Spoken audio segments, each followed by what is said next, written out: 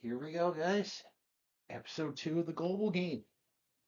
Looking forward to it. I am in a good mood, even though it's February, because guess what? Don't have to do relationship shows anymore. Yeah, it's the one thing I do not miss about the Games of Canada, the relationship shows. And now I am free. So what are we doing this month? Perfect Match. That's a dating show. We don't do relationship shows anymore. What? Let me see that.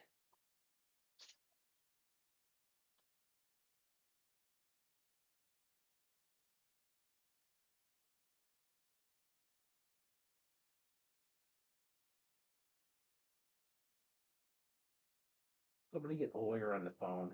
Tell him he is so fired.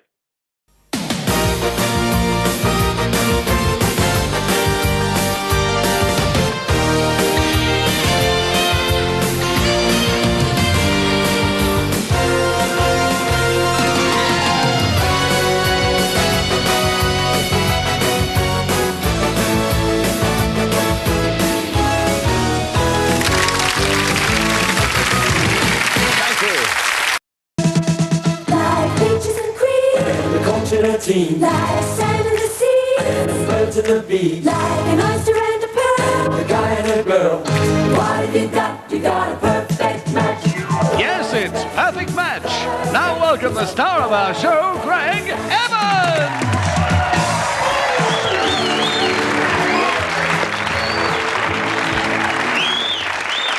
Thank you. Thanks very much. Hi, everybody. Perfect Match was a popular Australian dating show that aired originally from 1984 to 1989 on Channel 10. In 1991, the format was revived and rebranded as Blind Date, where it lasted for 1 year. And the format was again revived in 2002, this time for the 7 Network, where it lasted for only 1 season. The show was produced by the Reg Grundy organization, who achieved some success in America producing massive hits in the 80s with Sail the Century and Scrabble, and a handful of short-lived shows like Time Machine and Bruce Forsyth's Hot Streak. But of course they would have their biggest success in Australia, where Reg Grundy was pretty much the Australian equivalent of Mark Goodson. The show was originally hosted by TV and radio personality Greg Evans, who hosted the first 3 seasons. But because of an oversight, Channel 10 forgot to renew his contract in time and lost him to rival Channel 9. As such, he was replaced for 1 season by actor and musician Cameron Daddo. At just 21 years old, Cameron became the youngest host of a game show on Australian TV. But after just 1 year, Greg's contract with 9 came to an end, and he returned for the final season. Greg and Cameron, respectively, would be joined by a co-hostess, Debbie Newsom for the show's first 2 seasons, Tiffany Lamb for the third, and Carrie Friend for the remainder of the run. I thought Greg did a nice job as host. He kept the game moving nicely, interacted well with the contestants, and had good rapport with his co-hosts. But he is known for one infamous blooper that has been featured on several blooper specials all over the world, where he sort of did his best impression of Jim Peck. Perfect Match, and now welcome the star of our show, Greg Evans.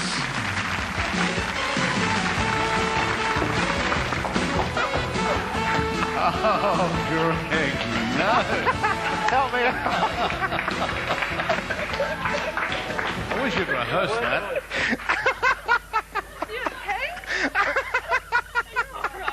Don't add things after the rehearsal, Greg. Ouch. Cameron Daddo, as I mentioned, became the youngest host on Australian TV at the age of 21. And maybe in hindsight he was too young. He didn't always look the most comfortable in the role, and his inexperience showed.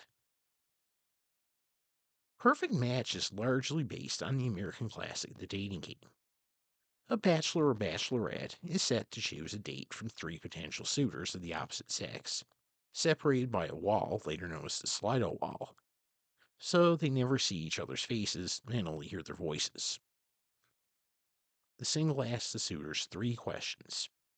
After each, they say which one of the 3 they thought gave the best answer.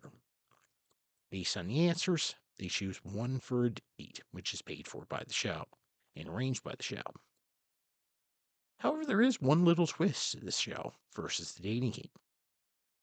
Before the show, all of the contestants submitted to a compatibility test scored by a computer.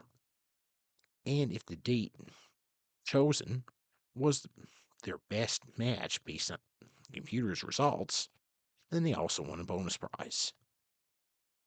These results would be delivered by the show's mascot, a kind of creepy looking computer named Dexter.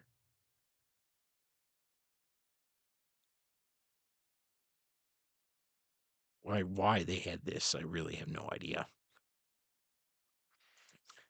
The second segment of each show kind of derives from Love Connection. It would feature 2 people who'd been matched up on the show previously, and highlights would be shown of their date, as well as highlights of individual interviews with the staff, where on occasion previously unknown thoughts about each other could be exposed. Greg or Cameron would interview the couple, and then decide whether they'd like to go on another date, just be friends, or go their separate ways. And then the third segment will be held with the gender swapping roles. And that's pretty much the show in a nutshell. Nothing really all that original to us on this side of the world. But it was kind of a trendsetter for Australia, much like the dating game was a trendsetter in America. The 1991 revival was pretty much the same format, just called Blind Date because of the success of the show by the same name in America. The only real change is that the compatibility test was eliminated, and instead the couple would just choose one of 2 dates by picking an envelope in front of them. One being a pretty lavish date, the other being a nice but not quite as lavish date. In 2002, the show would be revived for the 7 Network and was hosted by TV personality Shelley Craft. It featured a hip hop remix of the original theme music, which gets annoying quickly. And Shelley was joined by a co host in Puppet Aggro, voiced and operated by comedian Jamie Dunn. Aggro was known for doing a lot of more adult based humor, but he didn't really get into that on this show. It was pretty watered down, which makes you wonder why they brought him in the first place. The compatibility test gimmick was also brought back, but Aggro would reveal the results, so he essentially replaced Dexter. And Aggro would also roast each of the 3 suitors based on their answers earlier, before the one made their decision. The idea being his advice was supposed to help, but he was pretty much just insulting all 3 of them, so this was little help at all. And it was just really an excuse, as far as I'm concerned, to give him some camera time. I thought Shelley did okay as a host, not as smooth as Greg, but she didn't get as annoying as Cameron.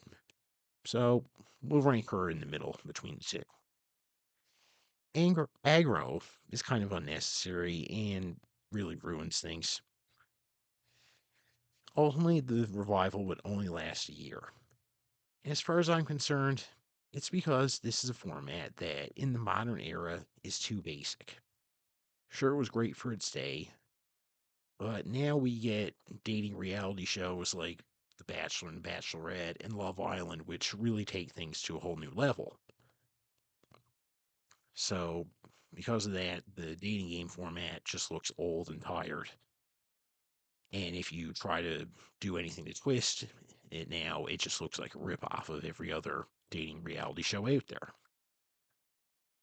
But hey, someone who is into these types of shows would probably enjoy it. Who am I to judge?